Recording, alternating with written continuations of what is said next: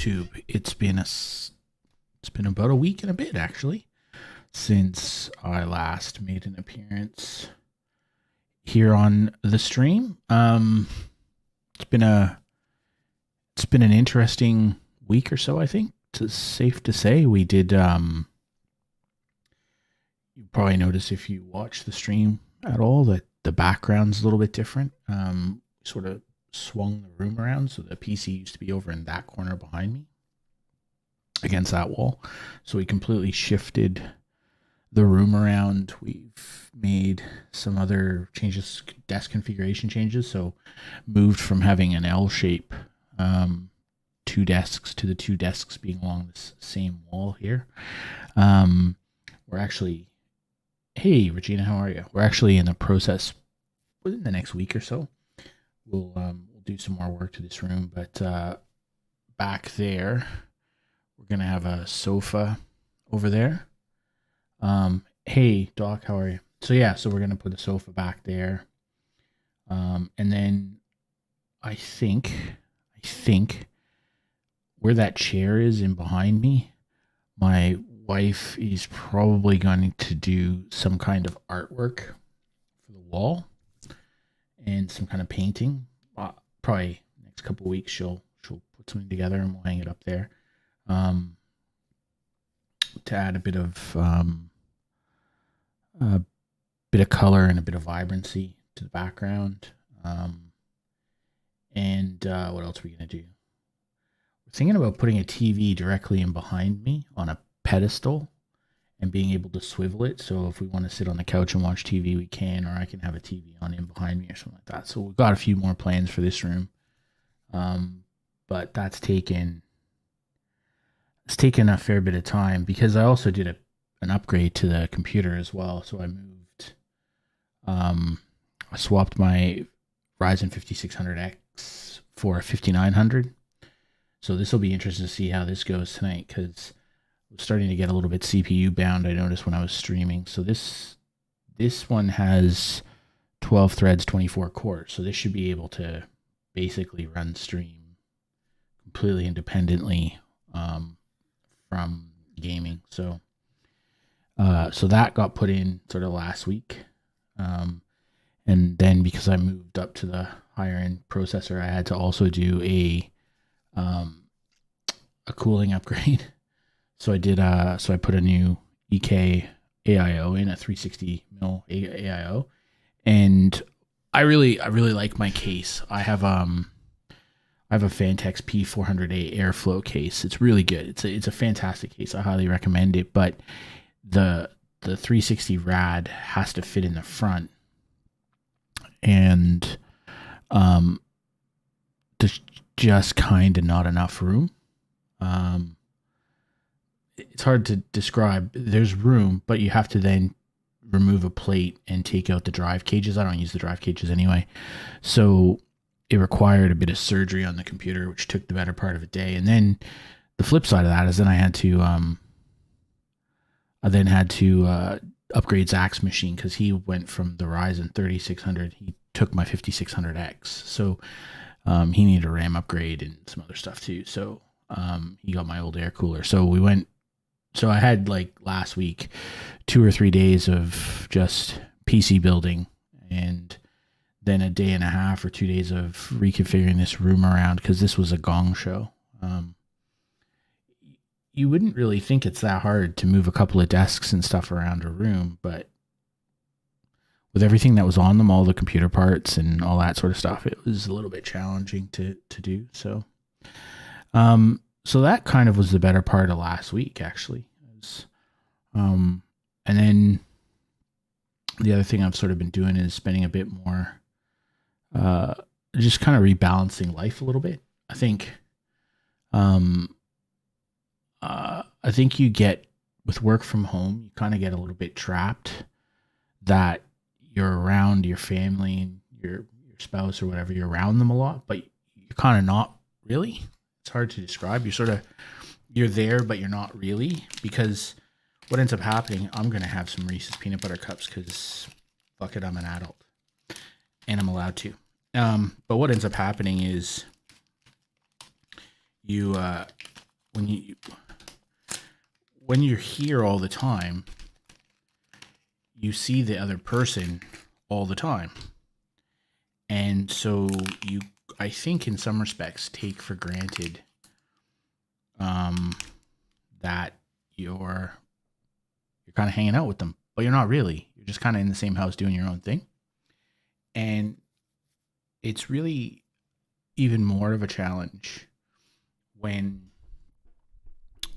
you've kind of been married for a long time, like my wife and I have, 25 years now.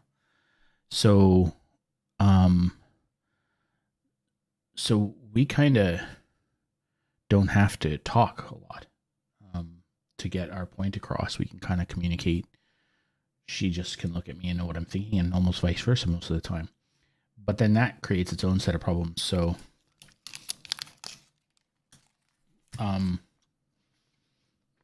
you end up not communicating because you don't have to. And then you mix in 3.5 months of lockdown.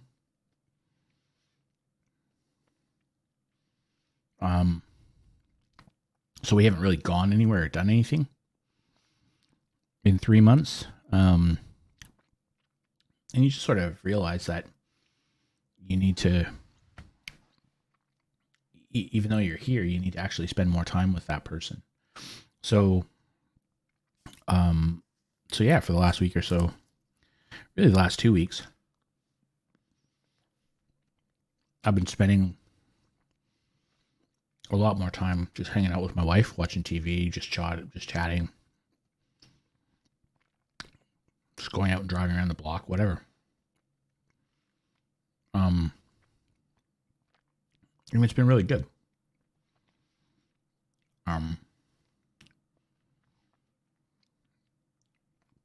Eating peanut butter and chocolate on stream is a bad idea, but I live dangerously. Yeah, my wife's my best friend. Like, I don't say that cliche. She just literally is. So, so hanging out with her is kind of fun naturally. And, what else did we do? We redid our whole sort of courtyard area, which was good fun. Over the course of a couple of days, we laid all new bark chips down, took up some of the old stuff, bought some planter boxes, some pots. We did some planting. Today we did a whole bunch of weeding. So, and today we had to take Zach to the Olympic Park to get his first Pfizer shot. It's kind of a pain in the ass because they held back the vaccinations for people under 18 for a long time, and Zach was 17, and then on his birthday, his 18th birthday, they announced that hey Tony, and then they announced on his birthday that the shots would be available to anyone over 12, and so then it became a rush with all these kids getting the shot at the same time that he was. And so he's had to wait a few extra weeks for that. But he got his first one today. He got his Pfizer.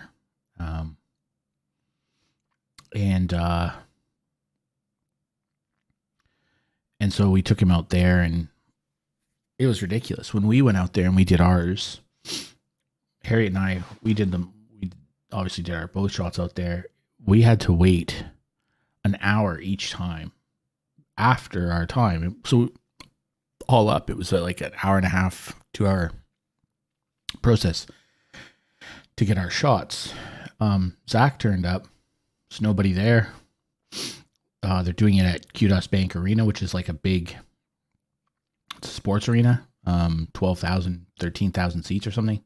So it's like a big, like hockey or basketball arena. And I think he said there was like 30 people there. And he was done in under 5 minutes, and then had to wait 15 minutes to make sure that he didn't have, anaphylactic shock or anything stupid like that. So we were in and out in under half an hour. It took us longer to drive there. We almost spent quite literally, we almost spent as much time because before we left, we grabbed some lunch. We hit McDonald's drive-through. It almost took us as long to get through drive-through as it took him to get his shot. It was ridiculous. So, I mean, that's a good thing, right? It's a good thing that the vaccinations have become so prevalent here now that basically even the big vaccination centers, there's nobody there. So that's a good thing. And I think this week sometime here in Sydney, we'll get up over 90% of people having their first shot. And within the month, we'll have 90% of adults vaccinated or something. So that's good. Hold on. Just got offered a new job. There you go. So weird.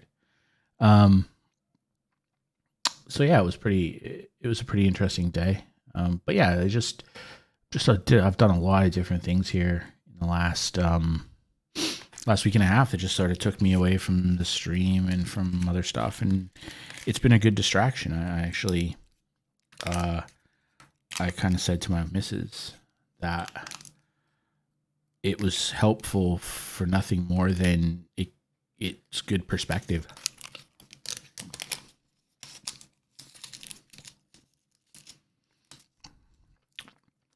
But, you know,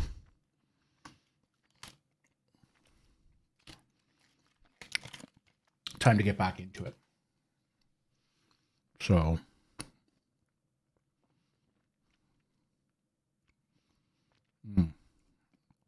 yeah, whole peanut butter cup, not a good idea.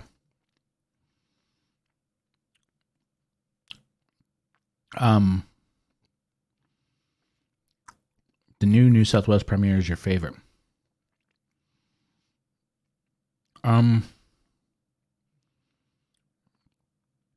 I'm a Gladys fan. Unashamedly. I think she's amazing.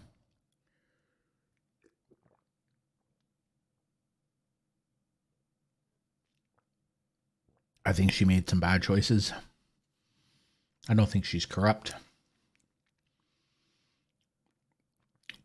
I'll tell you what, though.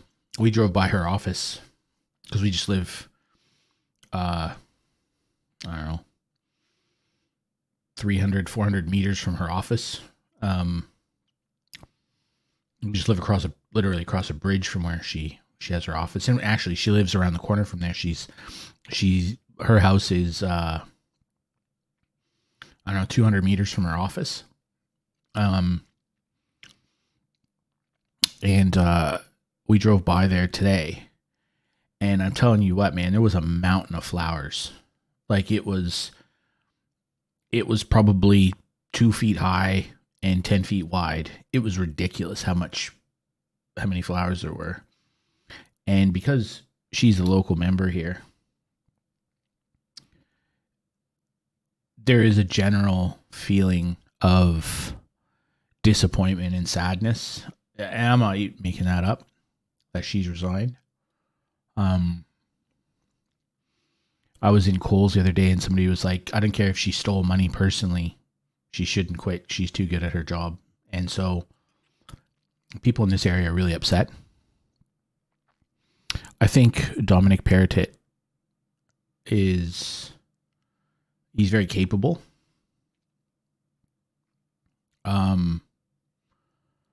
He seems like a smart guy.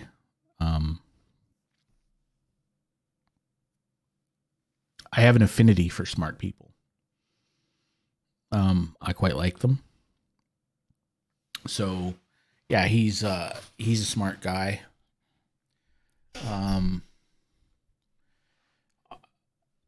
I think a lot of people are making a lot of noise about his religion and stuff. I don't really give a shit about that. So what if he's Catholic? I don't care. Don't change any laws or do anything stupid because of your religion. It will be gold. Like, I don't really give a shit about that. To me, it doesn't matter. I think his positions on a lot of things are quite smart. Like, I agree with his philosophy that just because you want strong immigration control doesn't mean you're a racist. just because you wanted to have a referendum on same-sex marriage doesn't make you a homophobe. Like, I didn't agree with it. Like, I was in favor of same-sex marriages, but at the same time, I think that's a good way to solve a problem is you just ask the public. And I think his view on that was really quite sensible. And I think he's made a comment recently, and he made one in the past that said, in a democracy, we're allowed to have different opinions. And then when laws get passed and regulations are made, well, then everybody has to kind of accept the rules and move on. And I think that's a fair way of looking at things. If I don't like a law, or I don't like a rule or a regulation or how the government's functioning, every 3 to 5 years, I have the option of fixing that. And if the rest of my fellow citizens and fellow residents decide that they're happy with it, then I have to suck it up and keep either pushing for change or accept the rules and move on. And that's a fair way. And I think in, quote unquote, modern society, we've sort of lost that a little bit, where you now have extremists who believe that, because of Twitter, they're in the majority on everything. And it's really because they exist in a bubble online. And so they believe they're in the majority and that their view is the right one. I really dislike moralizing. I really dislike that. When people take a position on an issue where there is debate, where there is difference of opinion, when people take a position on that and then just equate the alternative position with being morally indefensible or morally reprehensible, I really dislike that. I find it counterproductive, but I also think it's a low IQ move. It's a form of gaslighting in its own way. What's happening is the other side, their point of view is so poor and their arguments are so flaccid that they have to effectively equate the other side's argument, with some kind of immorality. I'm always skeptical when somebody runs into a fight screaming that they know what's just and they know what's right, and that their opinion is not up for debate. Anyone who countenances no debate on an issue that is effectively a government policy issue, anyone who doesn't countenance debate or disagreement, I have a real problem with. They are not. They're zealots, and I don't like zealots. I don't like any form of. It's the climate change people, right? Like, if you were a climate change person right now and you were looking around, if you had half a clue, half a clue, you would be looking at what's going on in places like the UK, China, increasingly parts of South and Central America. You'd be looking around at those places and you'd be saying, hey, wait a second here. Why is this happening? Like in China, straight up, the Xi Jinping's carbon neutral edict has caused an energy crisis in China. Straight up. It will hurt the world economy 100%. And China's policy on climate zero carbon policy actually has nothing to do with climate change. You have to be almost, sometimes I think people have to almost be stupid to equate certain things like that with other things that they believe in. I think they have to be dumb. Because what Xi Jinping did with that, it had nothing to do with climate change or being carbon, net zero. It had nothing to do with that. Beyond the fact that that was a stated goal and it looked good for PR. It was incredibly strategic and tactical at the same time. And tactics and strategy are not the same thing. A tactic is something that you do to execute and take and find advantage. And a strategy is a series of tactics that you play out over time to achieve your end result. So strategy is focused on a bigger picture. Tactics are devised usually to find an immediate advantage. And China's net zero policy was both tactically strong and strategically smart. And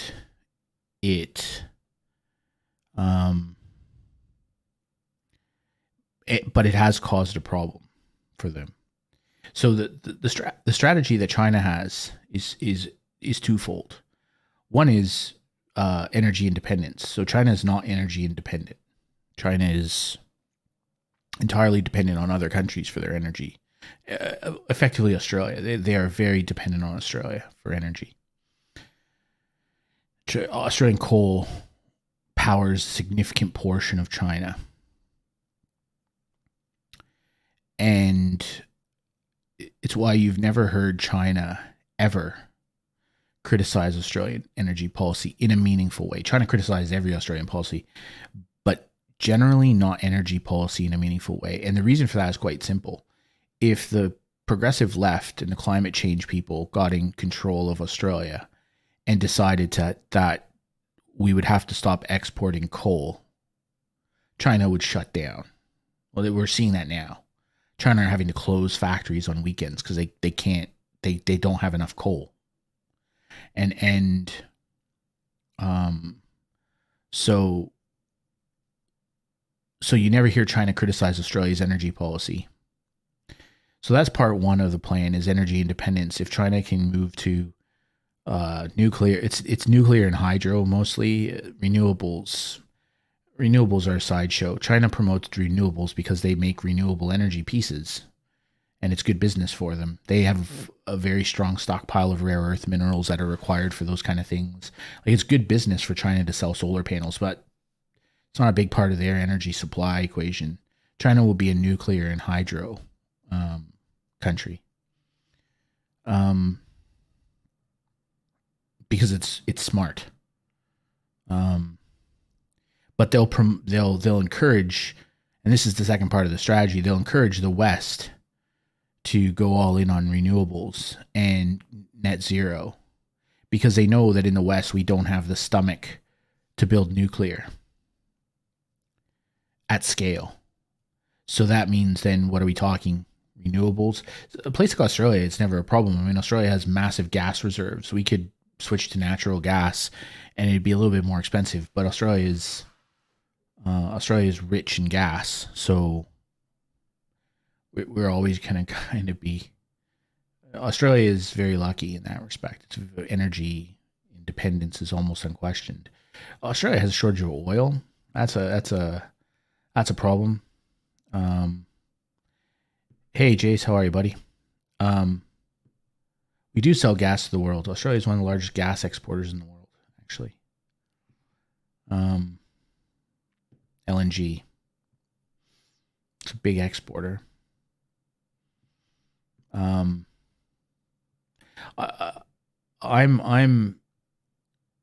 fearful in Australia of a small group of climate zealots like Simon Holmes a Court and Mike Cannon-Brookes and those kind of people, because they're rich. And what they're doing is they're investing in renewables.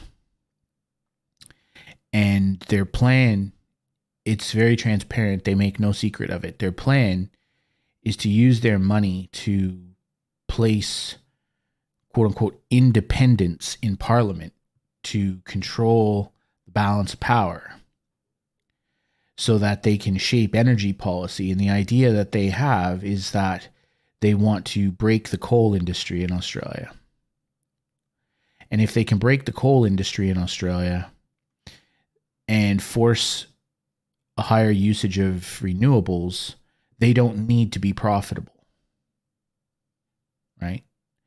So Mike Cannon-Brookes and Simon Holmes à Court and all those people, they can build these renewable energy companies. They don't have any need to be successful.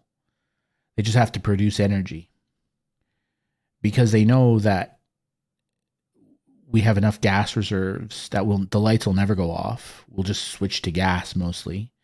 But renewables will then have to be subsidized because otherwise we'll stop having refrigeration and hospitals will go black. And so when they get rid of the coal industry, then all that's left is renewables and gas. And renewables will be preferable because of net zero. And so these guys will then be able to basically lose money operating these stupid renewable facilities. But then they just put their hand out and say to the government, well, if you don't prop us up, what's going to happen? Right? So they're grifters, right? Like the Holmes à Court family, you only need to, I actually know Janet. I've met Janet Holmes à Court many times. And you only need to understand their background as a family to know that they are just political grifters. They got wealthy that way. So the father, I think it's Peter Holmes à Court was his name. He was a lawyer, mid-level lawyer for the West Australian government. And he was tasked in the 70s or 80s with finding government contracts that were badly written and rewriting them to be more useful for the government so that the government wasn't getting screwed all the time. And so he found all these contracts that were terrible. And then he rewrote them, and he rewrote them in a way where he could then bid on the work. And so he set up companies to bid on the work. And he was then writing the contracts, and he knew all the loopholes and knew everything else. And so he just made millions and millions. They were almost, I think, at one point the richest people in Australia. And he just made millions and millions and millions and millions of dollars off of effectively what we would call corruption and insider information today. Today we would call that a breach of public trust.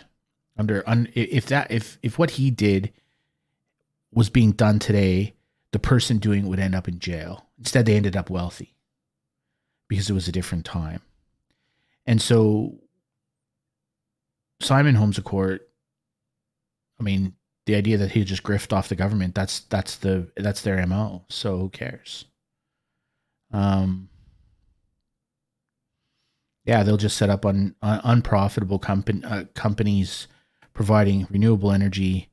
Coal will dwindle out, and then the price of sunshine will go up, and then the government will just have to subsidize it. Otherwise, our electricity prices will go up. People don't understand the renewable energy sector at all. The average person doesn't understand it. They equate it with a solar panel on the roof of their house, and that's about as deep as people understand it. People have no idea how expensive renewable actually is, because it's not the generation, right? Oh, well, the sun is free. Yeah, okay. 8 hours or 14, 16 hours a day, it's free. And then what do you do in the other 8? Oh, well, you have batteries. There's no battery that does what you think it does, right? It's not like you call up Duracell or Eveready and they have this big battery that can power a city for 8 hours. That doesn't work like that. I once heard Bill Gates say, if you have a battery that can power a city for 8 hours, can you please show it to me and we'll change the world together. You know, he said it's a myth on spreadsheets. And, you know, he knows a thing or two about Excel spreadsheets. So people don't understand that distribution is actually the cost of energy systems. It's the distribution, it's the power lines, it's the long haul. And then if you think about it, one of the reasons why a coal burning facility or even a nuclear plant or any kind of a gas generation facility, any of those things, one of the reasons why they're so effective is because they produce a lot of energy in a very small amount of space. So you only have to have wires effectively coming out of one very large complex. But if you have to have a solar field, you know, the size of 40 football fields or more, the cost of running the power lines is really expensive. It's like really, really expensive. And then you have attenuation. So the current diminishes over distance. It's physics, man. You can't fix that shit. That's just how it works. And so you then need substations. And because of the size of these solar fields you would need, or wind farms, the amount of substations and infrastructure you have to have is astronomical. And none of it ever factors into any of their financial models. None of it ever factors into it. And so now we see China having blackouts, shutting down Tesla and other factories. An Apple facility was shut down. You see all that because for them, they're willing to take the pain. China's willing to take the pain now because they view things in 30-year cycles. We don't see things like that. We see the things in 5-year cycles, 3-year cycles, election cycles. Sometimes we see them in 24-hour news cycles. They don't give a shit about that stuff. They're looking at 20-year plans. So they'll wear some pain now. And in 10 years, they'll be energy independent. That's a win for them. It's fascinating.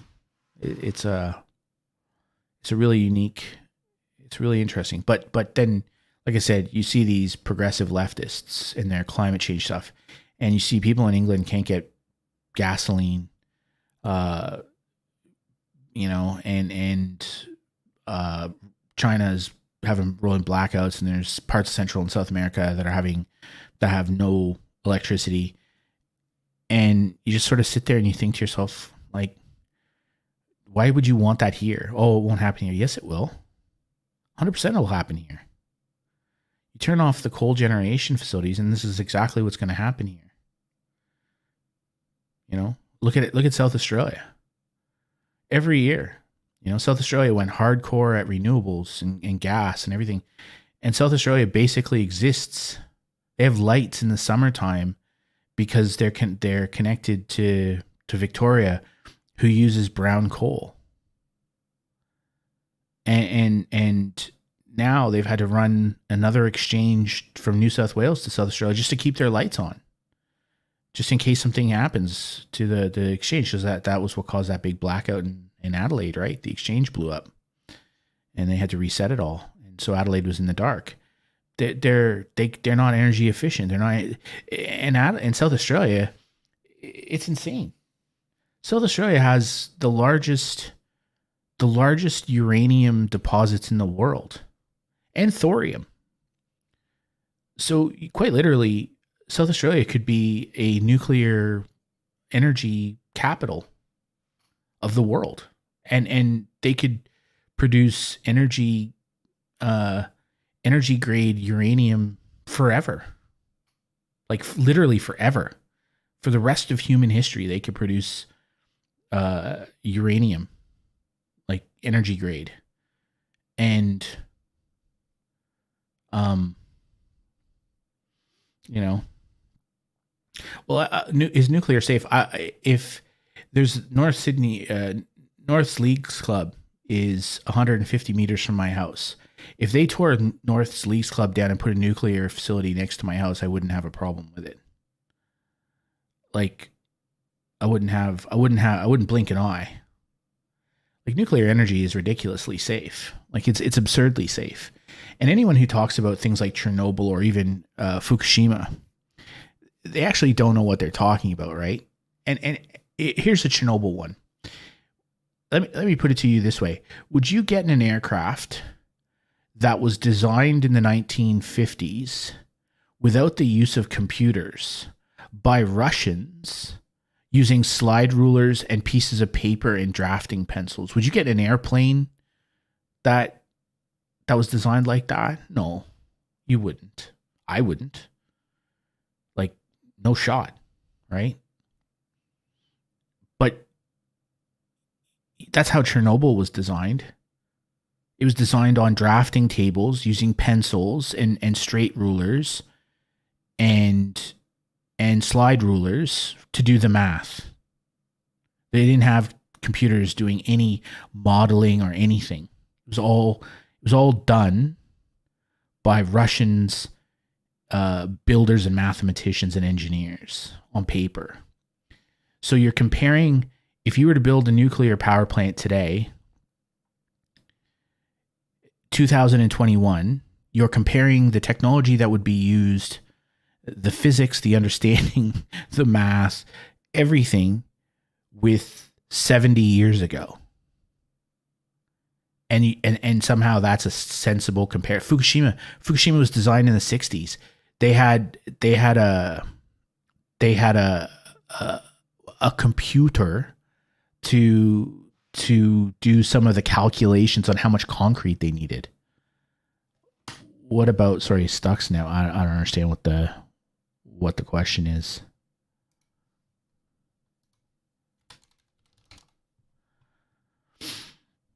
Like, are you asking about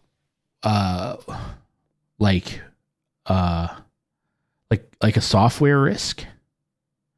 Like, if somebody infected the nuclear power plant with a virus?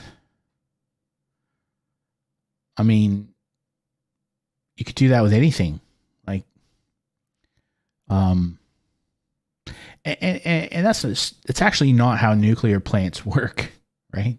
And you could do all kinds of other things. Like a generation 4 nuclear plant, it's impossible to melt down, right? So you could do a sodium based.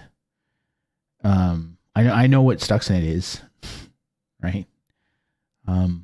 I do a bit of cybersecurity for a living, so I kind of know what it is. But you could do molten salt reactors, and they don't melt down at all. You could use depleted uranium, right, as a fuel source, and there's no chance of a meltdown. Meltdown, like something like a meltdown, isn't actually a thing anymore. Like you go to a place like Ontario in Canada, where a significant portion of their energy is from nuclear. They have nuclear plants that have been running for decades. It's perfectly safe. I mean, I grew up in Toronto. We had nuclear plants in Toronto growing up. Nobody wanted to live near Pickering, where they had them, but that was kind of more just ignorance. And 3 Mile Island and crazy shit like that. But again, that's all like 1950s, 1960s technology. Like, I think comparing these kind of things, it's not a valid comparison. The world has moved on. Technology is better than that. If you're interested in nuclear, go look up molten salt reactors. You'll be fascinated to learn how basically nuclear is entirely safe.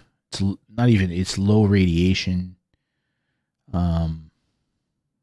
It's absurd. And then you can even get into more advanced nuclear systems like thorium. Thorium is fascinating if you're ever interested in that. If they can switch to, and they know it's possible, to a thorium source, instead fuel source, there's enough thorium on Earth to power the planet for, I think it's like 485,000 years. And then if we run out, which is kind of an impossibility, the moon has more thorium than Earth. So you're talking literally millions of years of energy source or energy supply at relatively easy access. Thorium is very easy to get at too. It's not a hard thing to mine. Whereas uranium is a bit dirty. Like, nuclear is so stupid. Like, it's so simple. It should just be the default choice.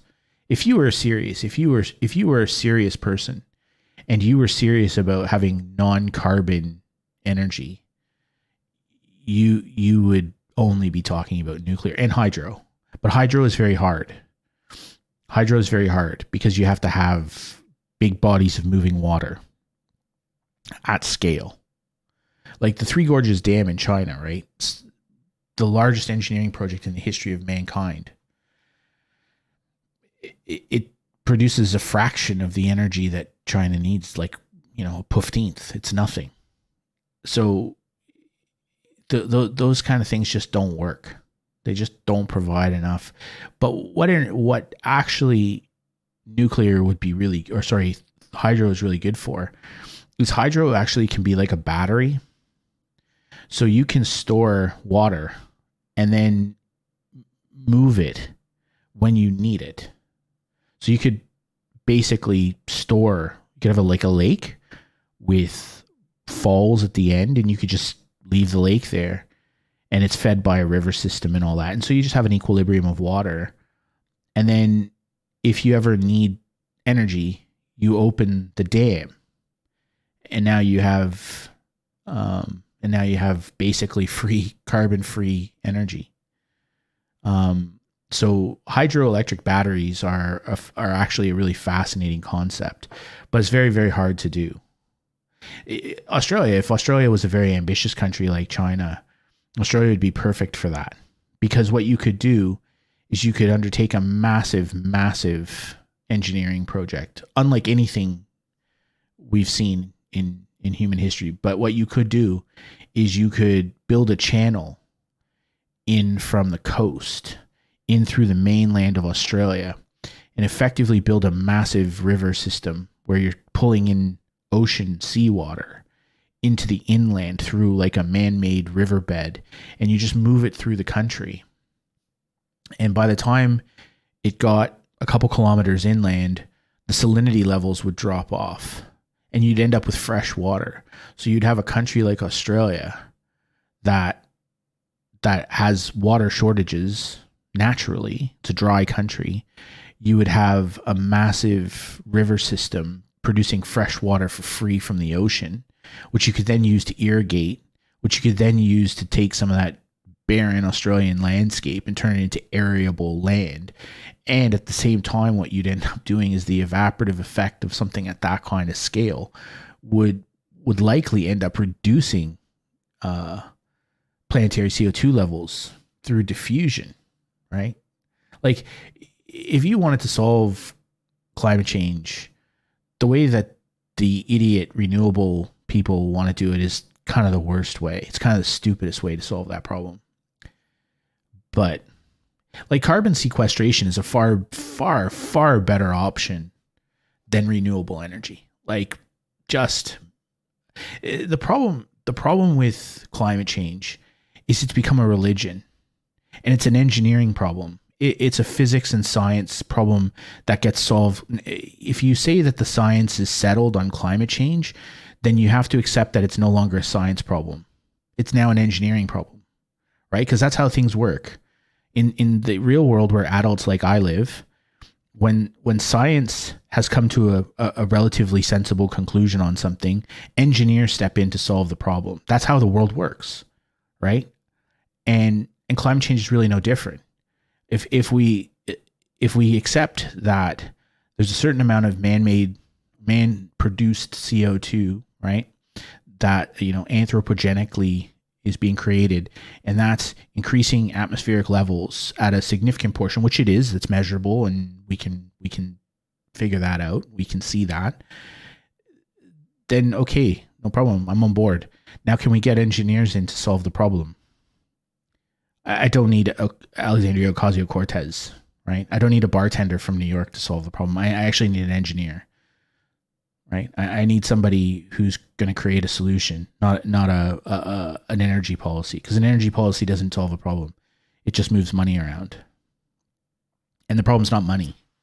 Because you know why? You know why the problem for climate change isn't money? Because we all pay electricity bills. We all buy gasoline. So there's way more than enough money floating around the system to pay for the fix. So it's not a money problem. So policy is stupid, right? Policy is dumb in that aspect. All climate change policy, 100% of it is one set of government grifters with their hand out and another set of grifters taking kickbacks, moving money from one set of hands to the other. There's no solution. It's not about solving the problem. It's about moving money between different people. So let's get some engineers in. Let's look at things like carbon sequestration, which are actual solutions, right? And people are like, oh, well, no, carbon sequestration is dangerous. No, it's not. That's how the planet works, man. Like the tundra and the ice caps, they're carbon sinks at the end of the day. That's how they work. That's what the planet does. You know, the ocean suck up most of the CO2 from the atmosphere. So the planet has mechanisms for this already. So we can come up with a whole bunch of other ones. And you know, one of the original carbon sequestration plans was to get carbon filters and pull the CO2 out of the air and then basically inject it into the planet, like deep down into the planet, just basically blast it into the bedrock. Excuse me. And the problem with that plan is that if you end up getting like a fissure, like an earthquake or something, you know, the bedrock cracks, you'll have this massive bloom of CO2. It's quite deadly. It basically suffocate everything around it. But okay, what's the risk of that happening? It's pretty small. It's not a big risk. So you're kind of, and so if you're saying that there's this risk to human life that is at the scale of which these people say that climate change is, and they refuse to look at nuclear, and they refuse to look at carbon sequestration, and they refuse to look at anything that isn't a solar panel or a wind farm, then you have to ask yourself, are they actually trying to solve the problem? Or are they just trying to fund solar panels and wind farms? Right? Like Australia is a classic example of solar panels gone bad. So Australia has one of the highest density levels of solar panels in the world because we have so much sunshine, and previously such a high percentage of people in the country lived in houses. It's made a lot of sense, actually, financially. It's made a ton of sense for governments to fund solar, like rooftop solar. And so for 20 odd years, we've had various funding schemes for solar panels.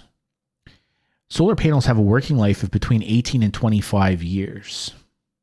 I remember I did this research a few years ago. There's like 40 million solar panels or something in Australia. And at the time, 20% of them were reaching the end of their active life. So about 10 million solar panels.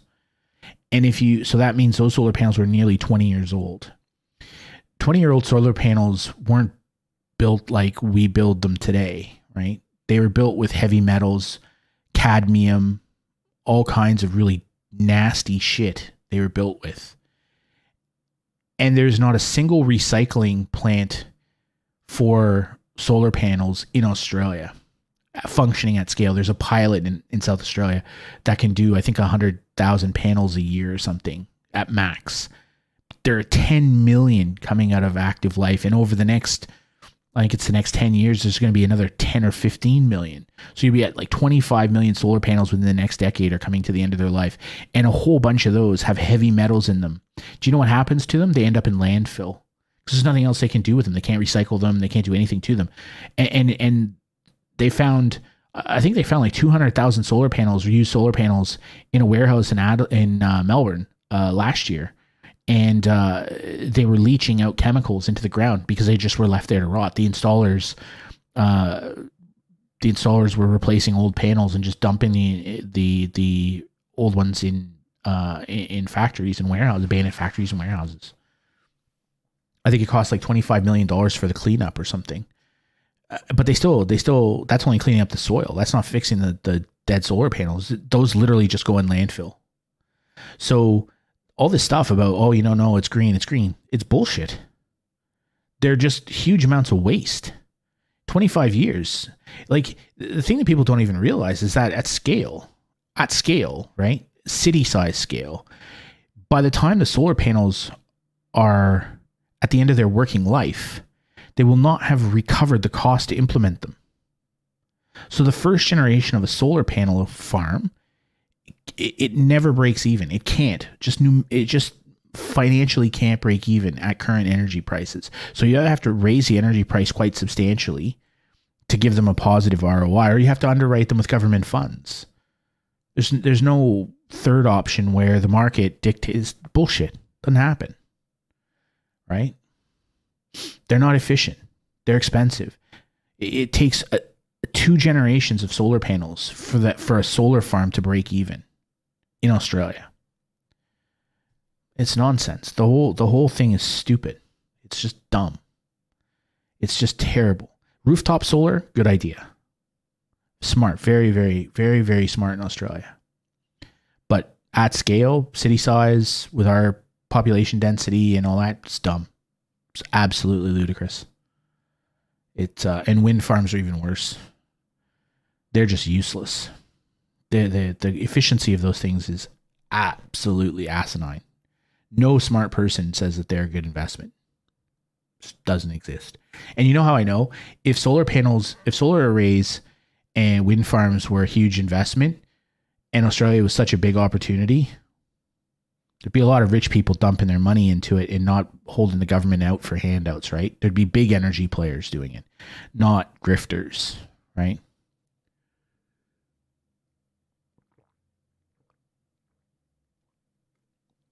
Anyway, that's my rant for today on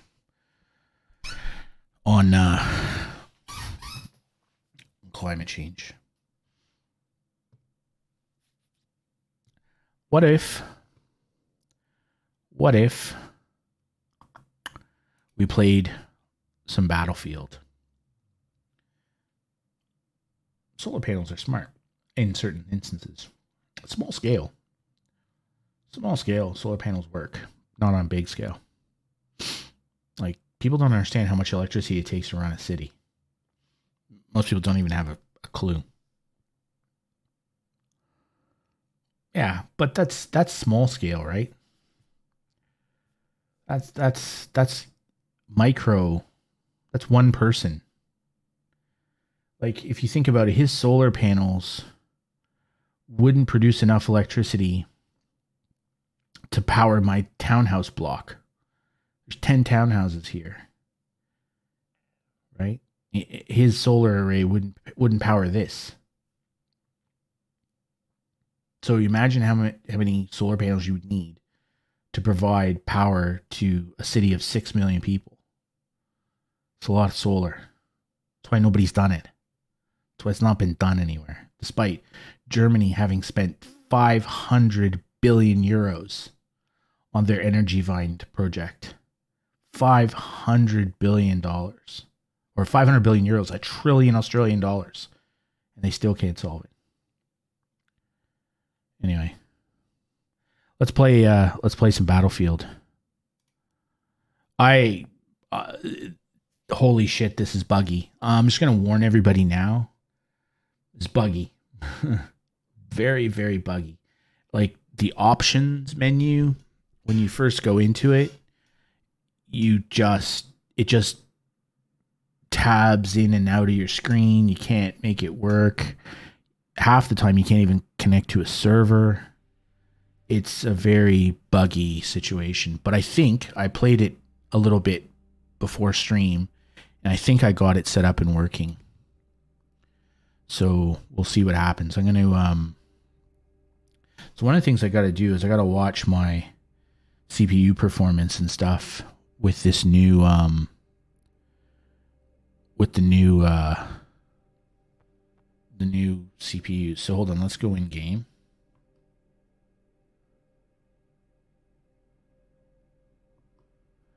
Okay. So they've got the 3 modes that they're going to have. So they've got the warfare, which is large scale maps, kind of like ground war, for Cold War, I guess. And then you've got, this will, I assume, be multiplayer. But this is definitely like ground war. And then Portal, which is that weird mode they're creating that I don't really understand, where you can create your own rule sets and stuff. I don't think anybody really understands that yet. Sorry, I'm just listening for some sounds. All right, let's go play some Warfare. Yeah, all right, man, let's get after it. I think this dude's Canadian. He's got a little maple leaf on his hat. Let's go.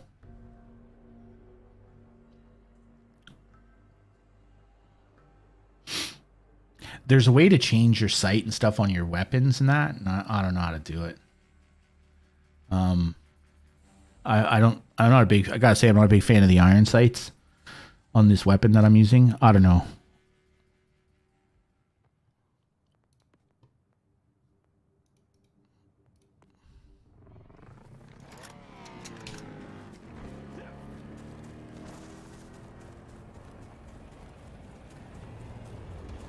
I don't know what my frame rate is, but it feels really good.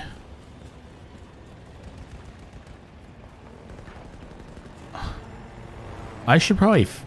How do I get on a bloody... How do I get on that tank? I really should learn how to play this game better. Like, all these people are going by in cars and stuff, and I'm just here running on foot like an idiot.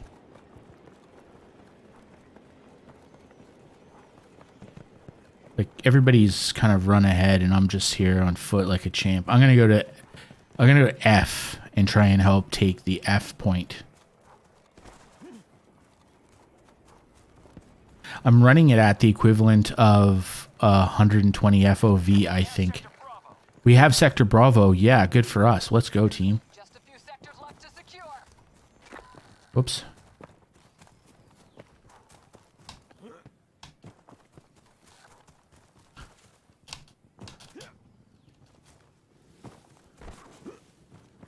All right, let's go.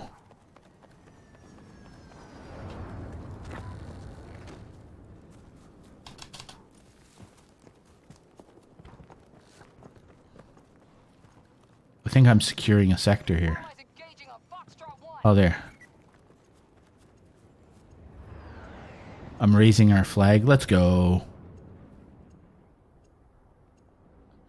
No, yeah, I'm trying to see. My CPU is running at like nothing. All right. Captain Sector Foxtrot. I think it's taking up like 1% or something. Yeah, the FPS seems okay. I don't know what it is, but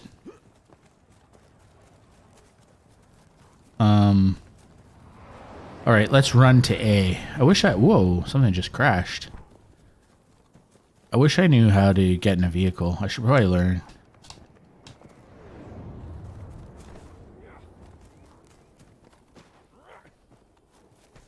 Okay. Where's C? Let's run for C.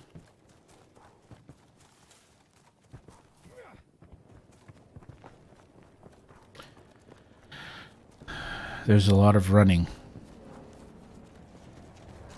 Hey, that guy's got a little dog. Oh, they're bad guys.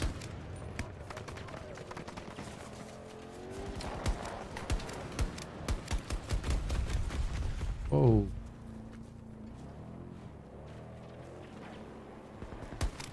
Oh, you're on my team.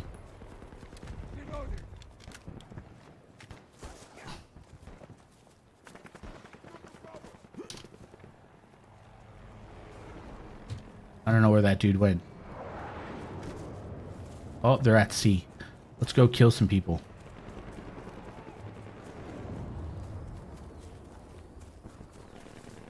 Oh, we're taking C.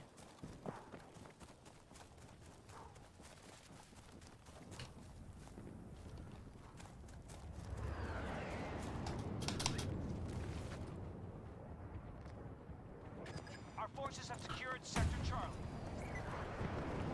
Let's go. Whoa.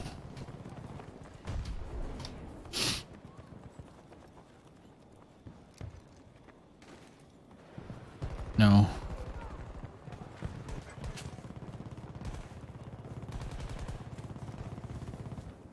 Where do we stand? We're pushing the Russians out. We're on schedule.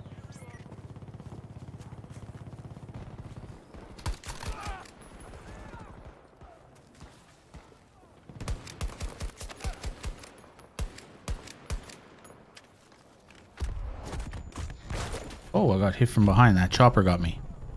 I got hit with a heavy rocket. Okay, okay. Bagsta, you got me. I don't think anyone is gonna... I don't think anyone's gonna help me here. Let's just redeploy. Yeah, let's deploy into the fight. Let's go.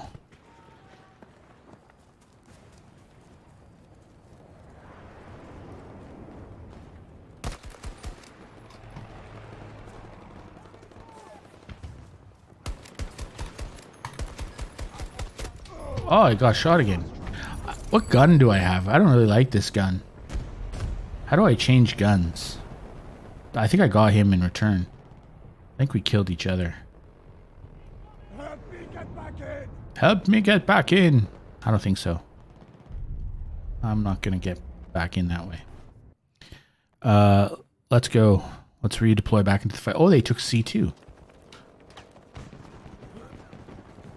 Let's go get C2.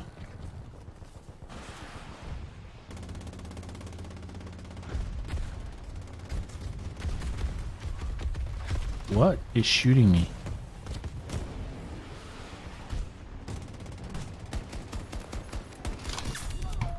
Oh, he ran me over in a bike. That sucks ass. Can I change my weapon? Yeah, I guess that's fine. I don't know. Primary. You're weakened, but there's a long way to go.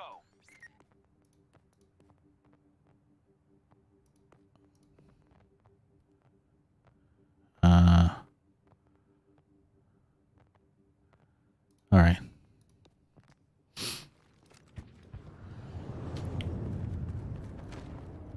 All right, let's see. Where am I?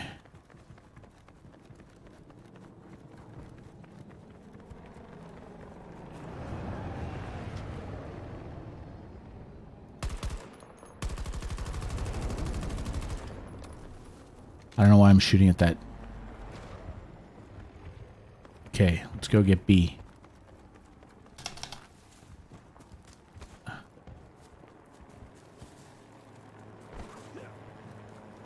Oh, we've lost a lot of things.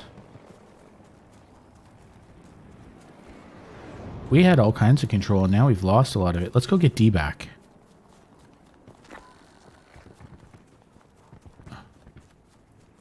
We're close to complete control of all sectors. No, we're not. Stop lying. We got Sector Charlie. Who are you lying to?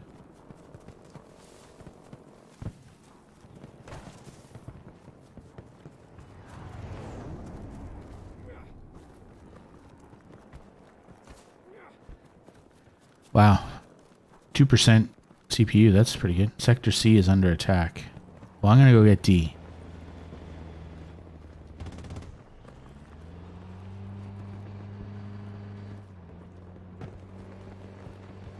I don't really have a way of fighting that machine. Echo objective secure. sector under control.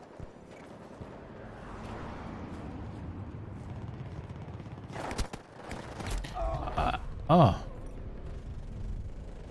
I don't know what I was doing there.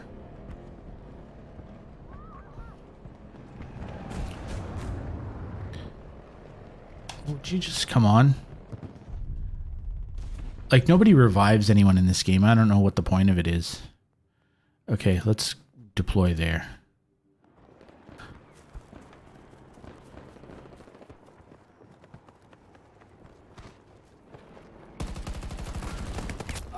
What the fuck? How did that guy kill me? He just jumped down out of nowhere. The enemy has captured Sector Delta. That was ass. Only a few sectors left before the Russians have it all. I don't know.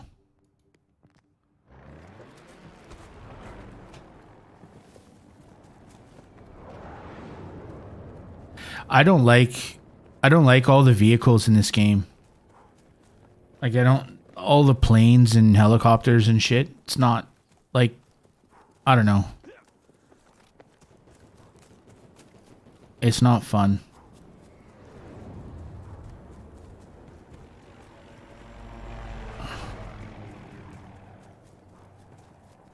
I don't even know how to get in one.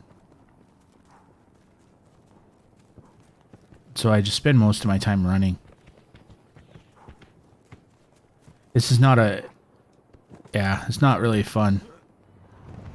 Maybe the multiplayer will be better, but this map's kind of ass. I don't like ground war as a rule in Call of Duty, so not really gonna like this, I guess. We just took Sector Alpha. Only a few sectors remain unsecured.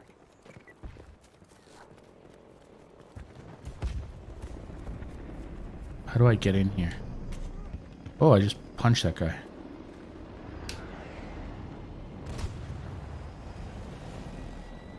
What the fuck? Are you trying to kill me or something? Like, what's going on? I should probably map stuff for that, because I actually have no idea what I'm doing.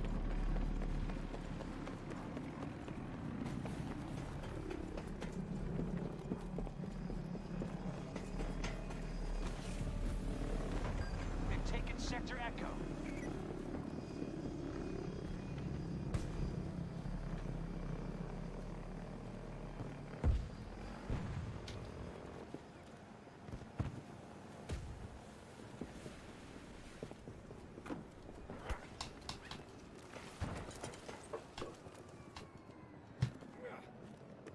Okay, so where to?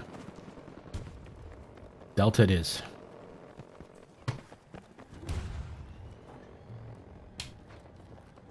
Well, what's... Like, I don't know how to get in these goddamn weapons, man. Or these vehicles. Is somebody gonna help me? Probably not, eh?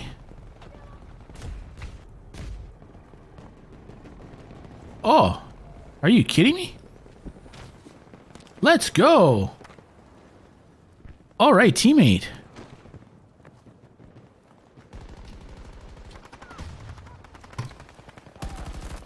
Target is down! Whoa, whoa, whoa, whoa, whoa. Sector Echo has been seized by the Russians. I died. What happened?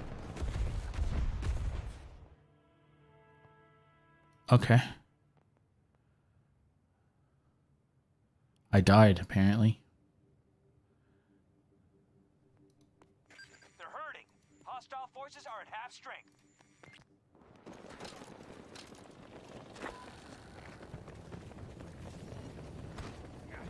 Got to start securing sectors. Enemy has majority control.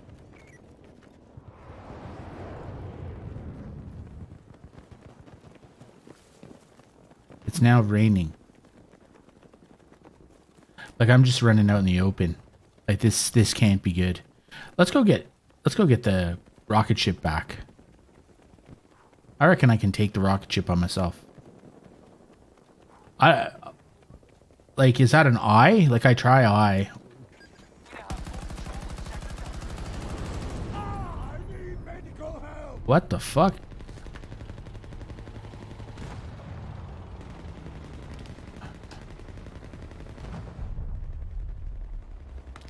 Like, I that's an I think, and I'm trying it, and it doesn't seem to work. I don't know. Oh. Where am I getting shot from? Oh.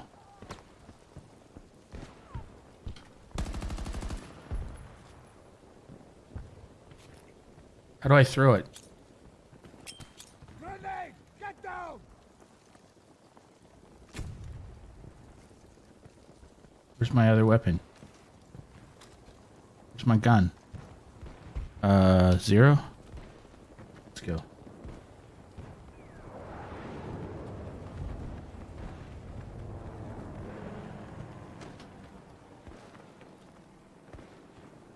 He was around here somewhere.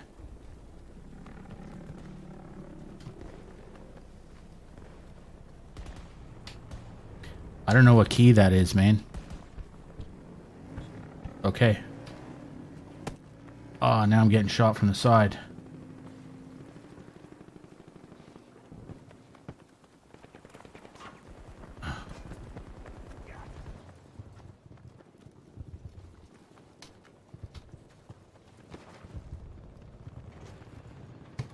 Why are you hiding in the corner?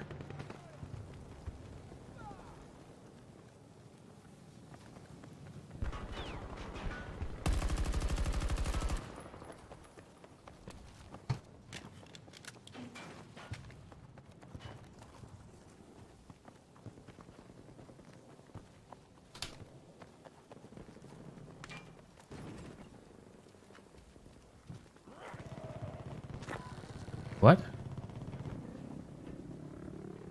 Only a few sectors remain out of Russian control.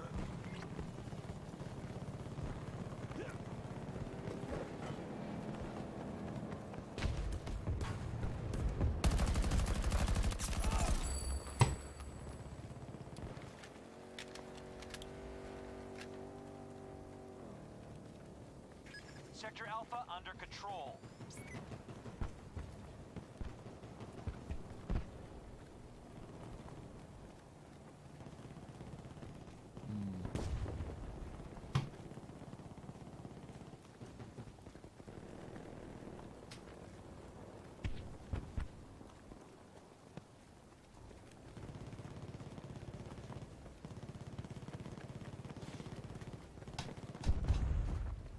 Let's go. How do I? All right, I just did something. Okay. Shit.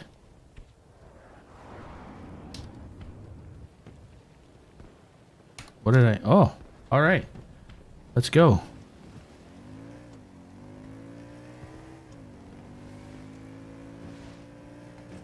Let's.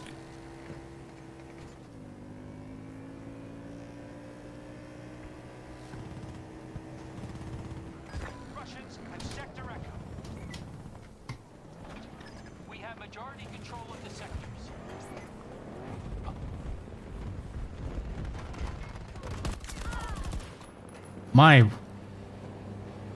My sector.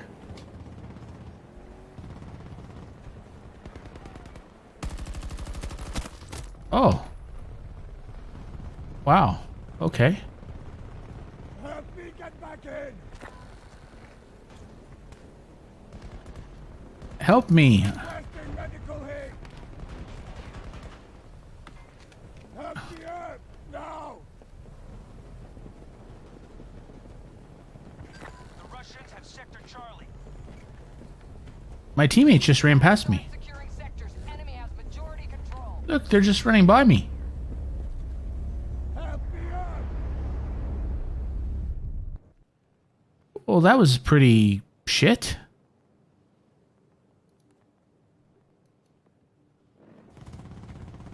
Well, that sucked ass.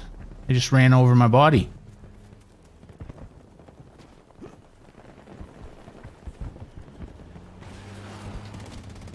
What is going on?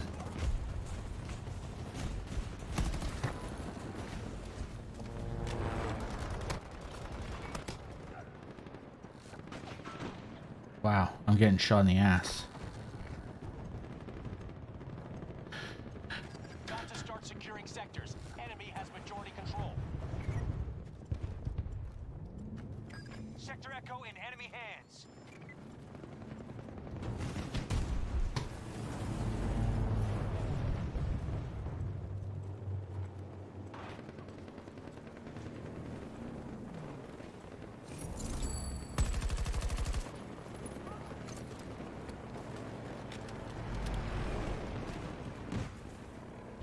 Him dead.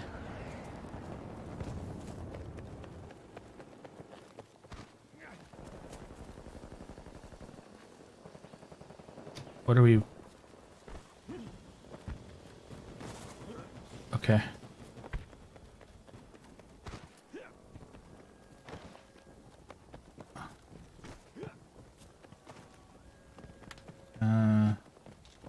Whoops, I'm getting shot by something. Oh, they're up there.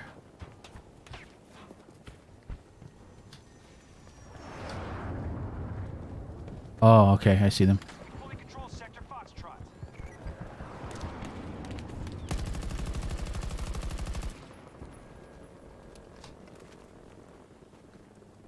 How am I gonna get up there?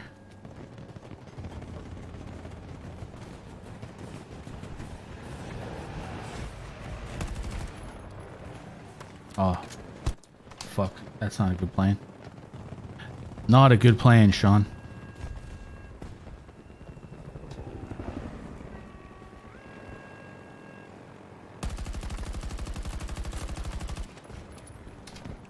Get down.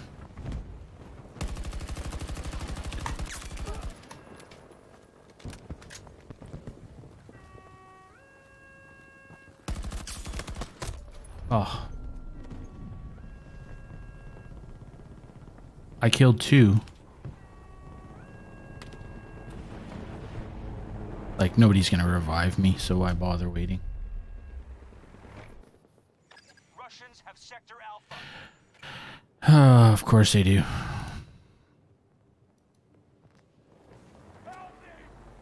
Where?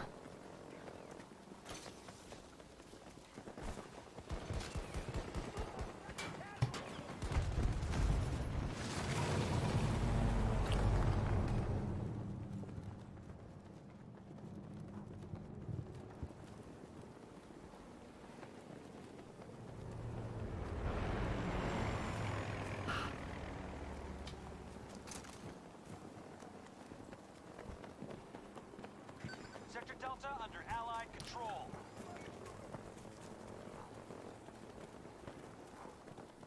Okay, let's go get Beta.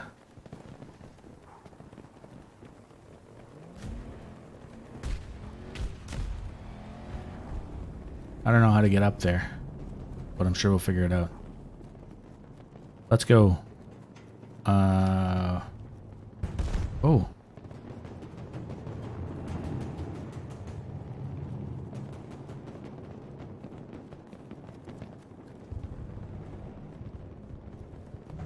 Sir.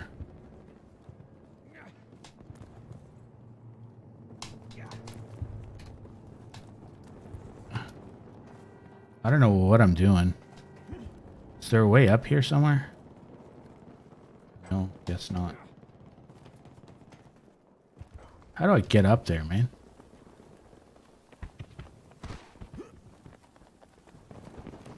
Keep the objectives under guard. We're doing it.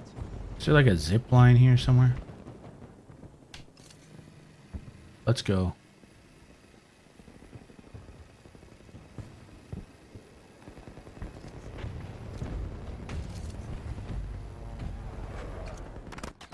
Oh.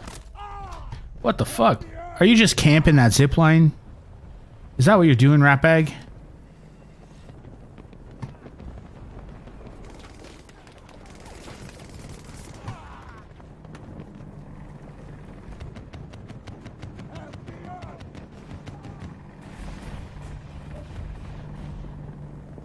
We've secured Sector Charlie. Well, I'm not getting revived. This game's stupid. There's no... Nobody revives anyone. Russian control. Well, let's go here.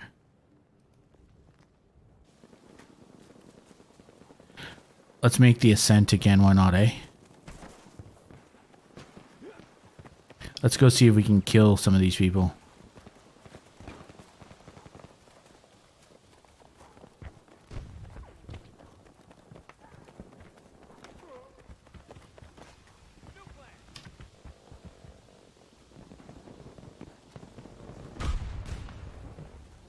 There's somebody out there. There.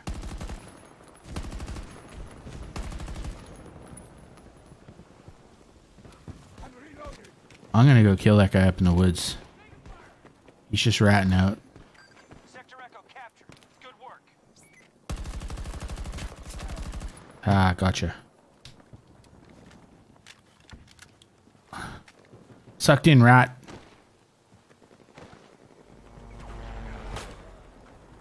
Where am I getting shot from?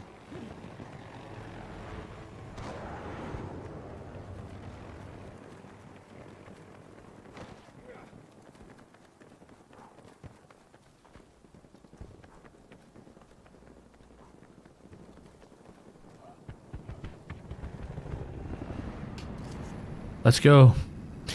YOLO. Let's do it again. I wonder will I get shot directly off the rip here.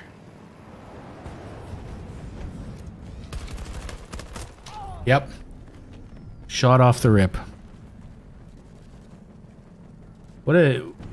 Is this not the stupidest thing in the world? Like, all they have to do is just camp up there now and they get to hold one objective.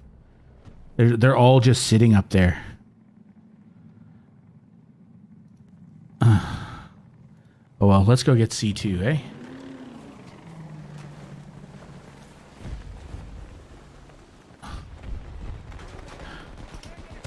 What the fuck? I'm just getting shot. Wow.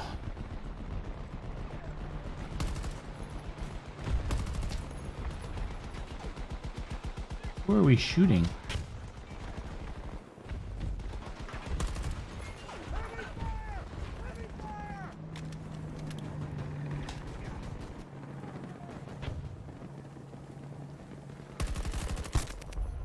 What? Sector Foxtrot. I need medical help. Oh, well, we'll see if somebody comes for me. So that guy's just camping out in those things, being a rat.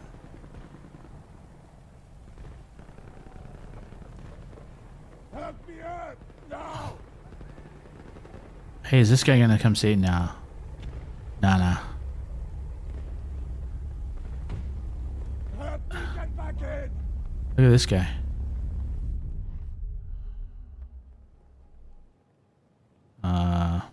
Whatever.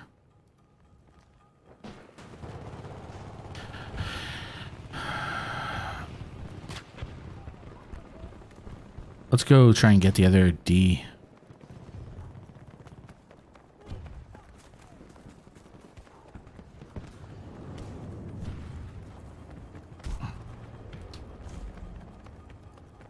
Let's go take D.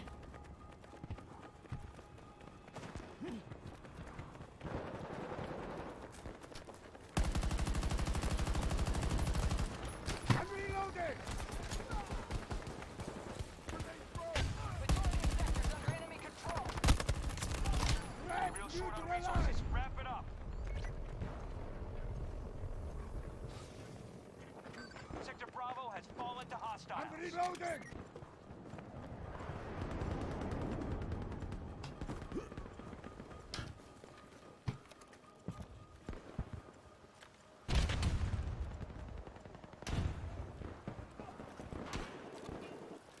So we're gonna lose this after all this? That's hard to imagine. I'm getting shot from somewhere.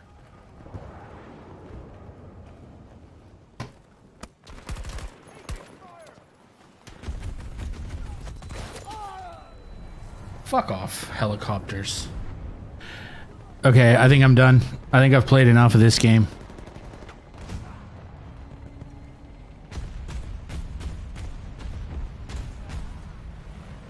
Yeah, I think a half an hour of this is quite enough, thanks.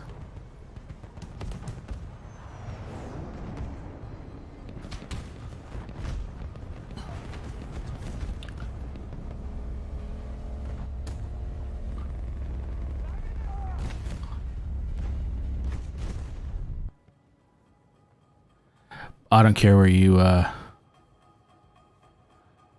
whatever.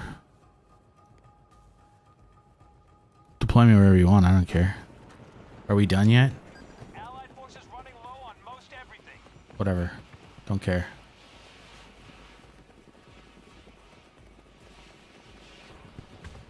Are we almost finished here?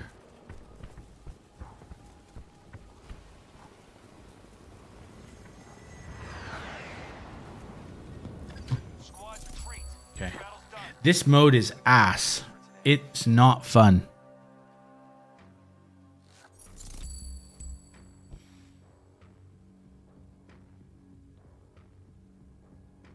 Whatever, man. Don't care.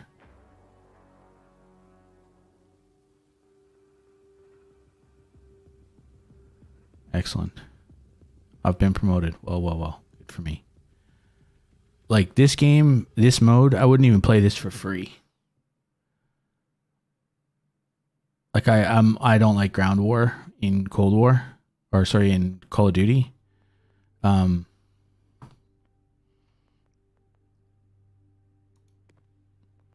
Yeah, you can go right now.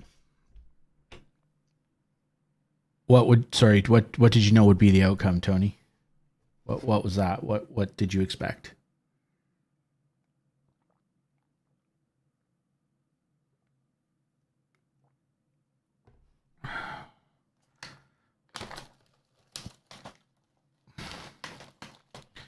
What did you expect? That you'd hate it? Oh, I don't know, man. Like,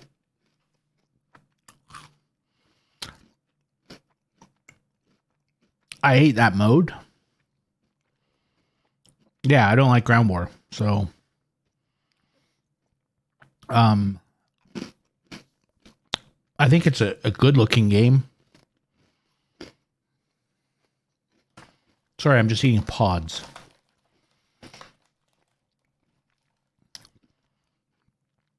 It's a good looking game. I don't think the weather adds anything to it. Like, it was sunny and then it was raining. It's like, whatever. All the vehicles roaming around is kind of stupid.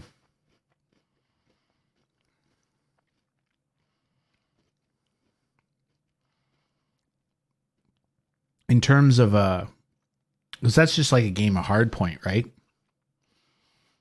And so having that B flag up the top of that building, where the only way up are a couple of zip lines, like, you get up there, you hold it. Okay, well, now you own a sector.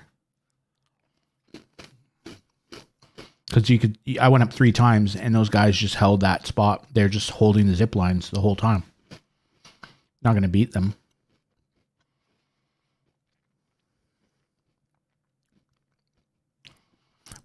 I don't know. It feels good. Like, we'll see what the multiplayer is like. Like, I'll kind of hold out some hope for that. It's, I kind of like the movement as well.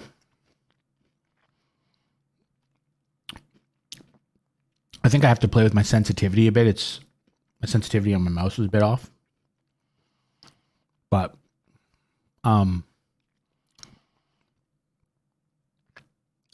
yeah, the movement's pretty good. Yeah,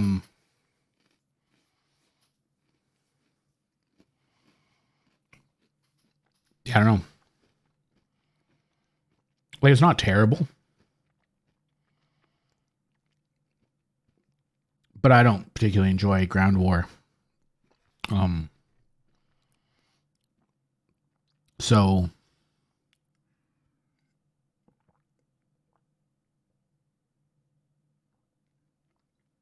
anyway, it is what it is. Let's all agree that that's not a COD killer. Let's all just at least agree that I don't think our friends at Activision have a whole lot to worry about with that game. and everyone who was like, "Oh, Battlefield's gonna destroy it this year, and that'll be the end of Warzone, and Call of Duty's done for," and all that sort of nonsense. You can pack that shit away for another few years until they try again, because while that game's not like, it's not gross. Like, I wouldn't sit there and say, "Oh, it's terrible, it's the worst game ever." Nothing like that. Like, don't get me wrong. But like, I play Modern Warfare ahead of that, 100%. If you get rid of the cheaters, in Call of Duty, then I'd play Modern Warfare over that. But I wouldn't play Ground War. So, don't know. Anyway, I'm pretty happy with a couple of these things. Like, I had a few drop frames, but I think that might be just the odd drop frame here and there. CPU's just running like a champion, which is cool.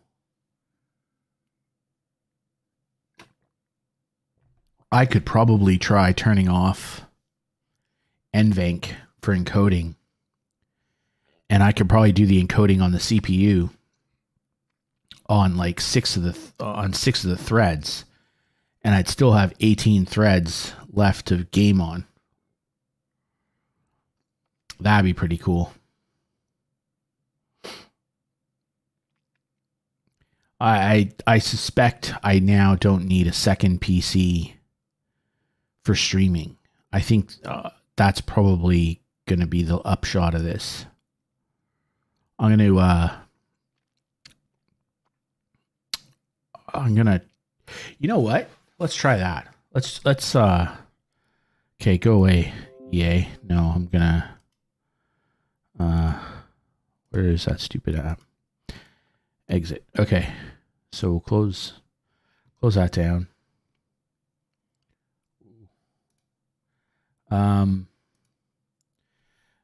Let's try this. This will be fun. We'll play a game of Modern Warfare. I wanted to test this anyway. Oh, of course it's updating. This game's always updating.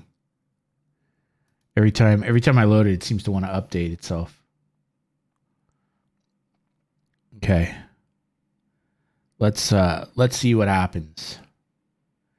So the other night I was testing Modern Warfare frame rates and shipment. I was playing with Jason, and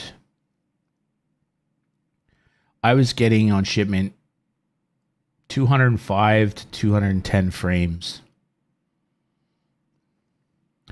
So let's see what, if any, impact the new processor has on streaming while playing Modern Warfare, because I actually know what the numbers should be.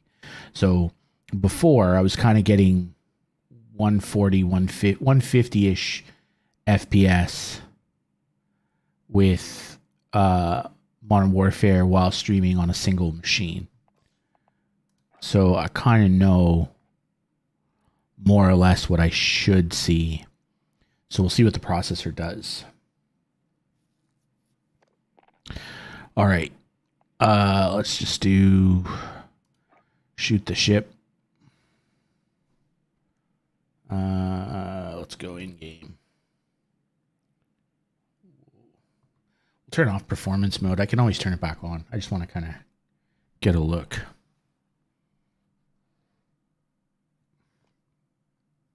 Am I even going to get a match? That's the other. I've been noticing lately that the getting games is actually proving to be a little bit of a challenge. I'd really like to play shipment, so they'll drop me and shoot the ship, and they'll probably drop me in headquarters, or shoot house. Yeah, TDM's not terrible, I guess. And now I got this 3 stack. No doubt I'll be cheating. Great. We'll see. I don't care. I just want to do. I just want to run around and see what it's like in terms of performance while I'm streaming. That's the other thing I'm going to watch for is, do I get frame drops? Am I dropping frames? Because that, I've got performance mode off. Okay.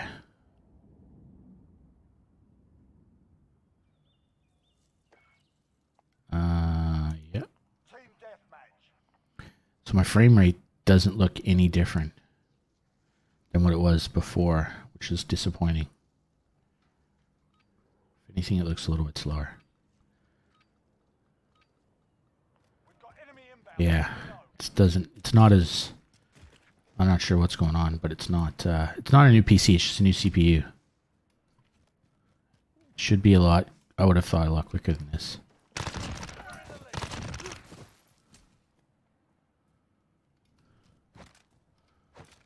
Gotta reload.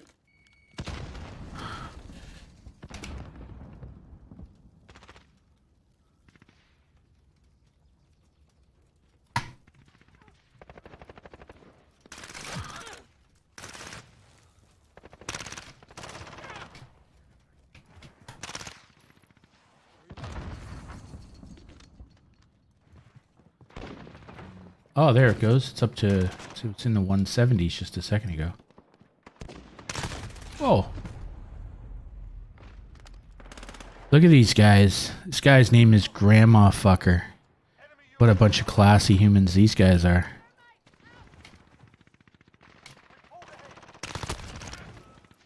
So yeah.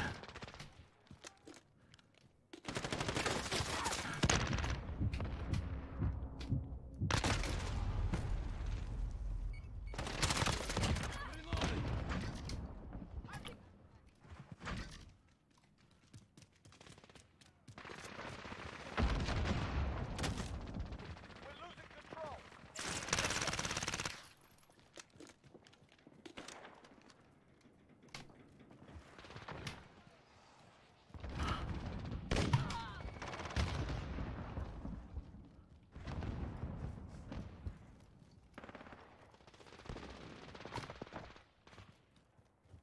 Where are they? Sorry, man.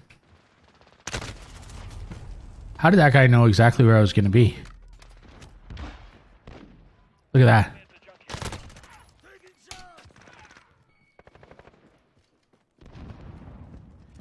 He was either just ADSing that angle.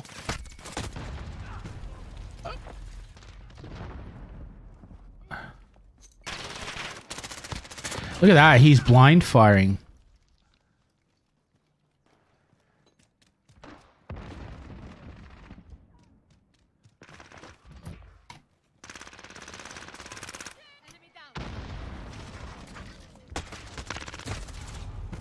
That was my bad. I shot over top of that guy's head. Oh fuck! Hit a shot, Sean. Oh.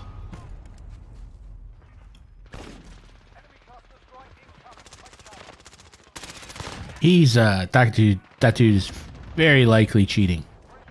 He just seems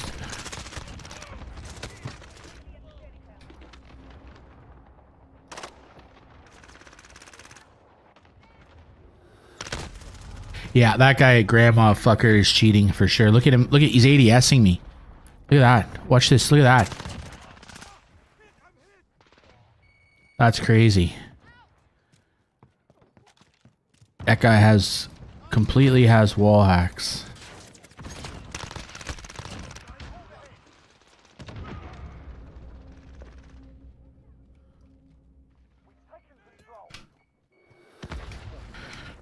Okay, I'm gonna stay here, and I bet you that guy runs around the corner and knows exactly where I am. Enemy's got the lead. Hustle up. Whoa.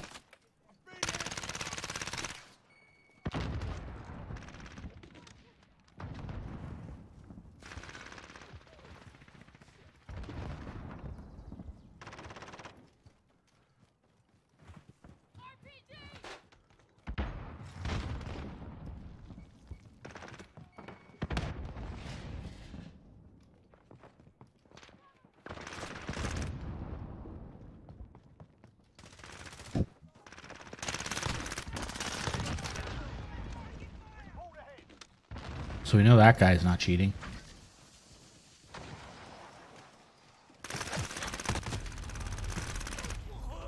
What? How did... I don't understand. How did that guy just...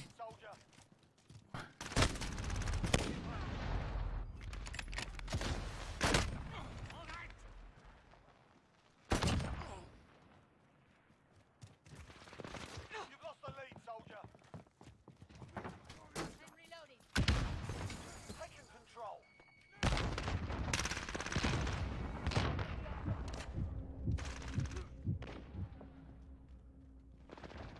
Friendly UAV overhead.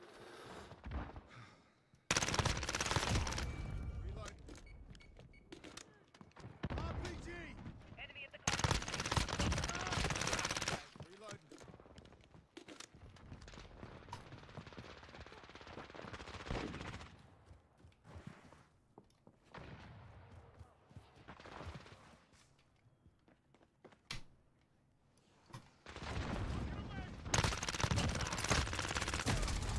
Gotta hit that shot, man. Enemy UAV overhead. Far out. Lost the lead, soldier.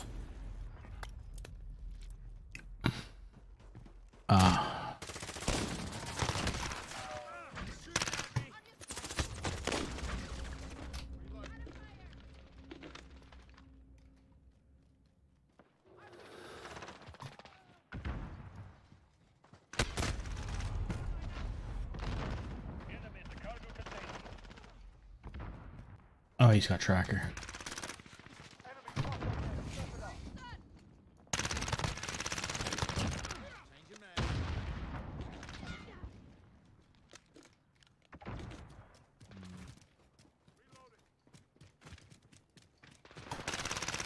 Oh, come on, Mouse. What happened? Reloading.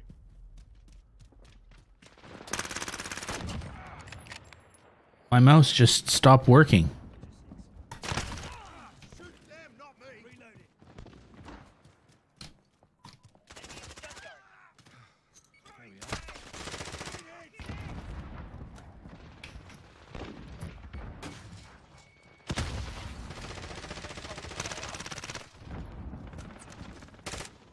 Enemy at the back alley.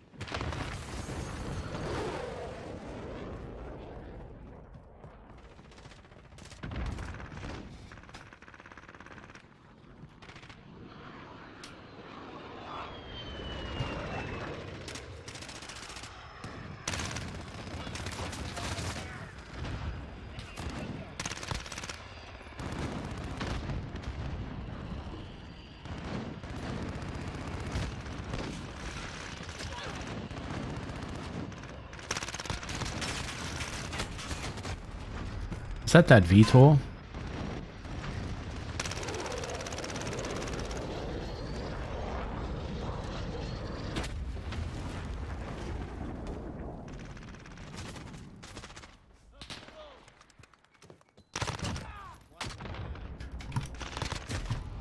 Watch your flank. What? Got him for you. Enemy cluster strike incoming. Take cover. Enemy UAV overhead.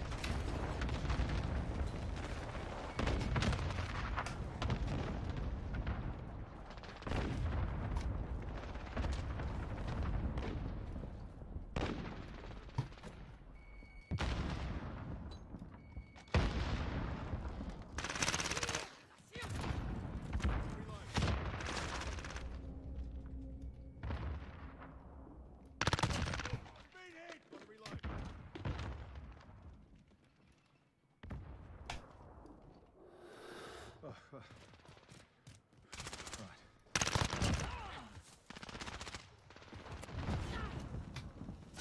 Less than a minute.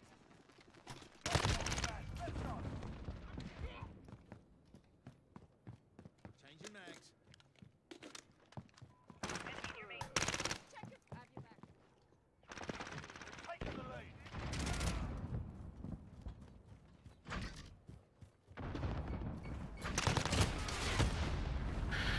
I got that one guy.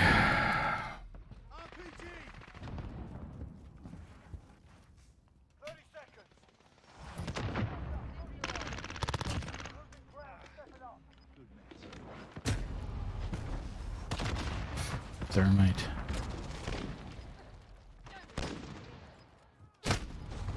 What?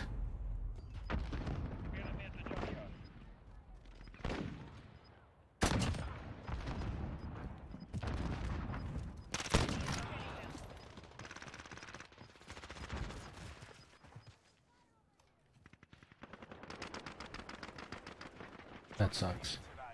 Not gonna take you down. Yeah, not loving that performance.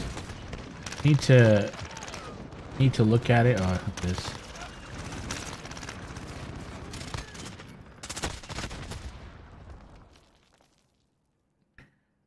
Not in love with the performance. Need to probably do some work on that. Not sure what happened there. I kind of was expecting to have I was expecting probably I would have thought I would have got another 30 or 40 frames out of that, to be honest. I might have to yeah, I'm not I didn't love that. No, well, but I have an $800 12 core 24 thread CPU that I bought last week. So and it from a performance perspective,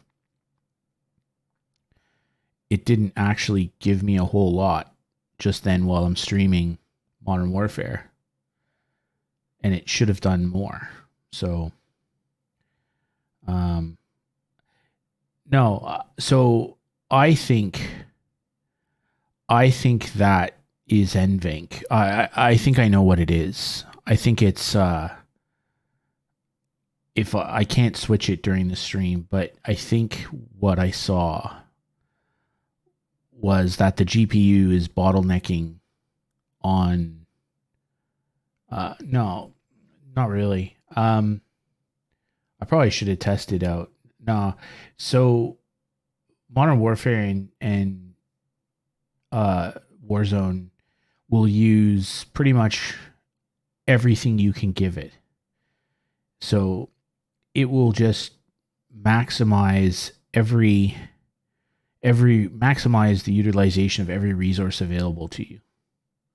So if you have a super fast GPU, it'll give as much of it as it can, and then eventually your CPU becomes a bottleneck. So your CPU can't feed or handle the object models fast enough. So then it slows down. And so what you tend to see in both Warzone and Modern Warfare is that when things are perfectly optimized, you're running at 95% utilization across the CPU and the GPU. And then you'll occasionally get to a point where one of them is running at 95+% and the other one's less than that. It's like 60. And at that point, you know that the bottleneck is the one that's maxed out. So when I had the 5600X and the 3070, I was getting 140-ish frames per second on 1440p high resolution on Warzone. And both of those things were flat out. Like they were running at 95. So that's maximum performance. The only way I can get better performance than that is to get faster CPU and a faster GPU. So I had that running perfectly. Now I'm kind of thinking that using NVENC is actually putting load on the GPU that the CPU could now take, because the CPU, it's not even stressed right now. So tomorrow or whenever I stream next, probably Friday, I'm gonna try X264 encoding, and I'll do that on like X264 medium, and we'll see what happens. That should really thrash the CPU. And my theory, my working theory is that I'll get those frames back. I'll get more frames out of it. I suspect what'll happen is, I'll get 6 cores or something running the stream and 6 cores running the games, and I'll get 200. I'll get 200 FPS in shipment or something, or maybe a little less, but it'll be something along those lines. I'll get like that's my suspicion, is I'll get a 20 or 30 FPS boost just by switching off NVENC. I think NVENC is adding overhead. Like, I know it's a separate processing, like it's a separate hardware encoder, but it still has to use some of the resources of the main CUDA cores, and I think that's what's actually happening. So it's just not feeding fast enough, so it's slowed down. But anyway, it's for another day. I think we'll call it there. I'm gonna go to bed and get a good night's sleep. Yeah, I think we'll be back on Friday. I think tomorrow I got a few things to do in the evening, so we'll be back on Thursday. Or sorry, on Friday. Tomorrow's Thursday. I'm just lost. And we'll play some more video games. Until then, thank you very much for coming. Hope you enjoyed some of the Battlefield. I don't know, not my favorite mode, so I have a lot of good things to say about the actual gameplay, but I don't like the mode. So anyway, thanks for turning up. Talk to you soon. See ya.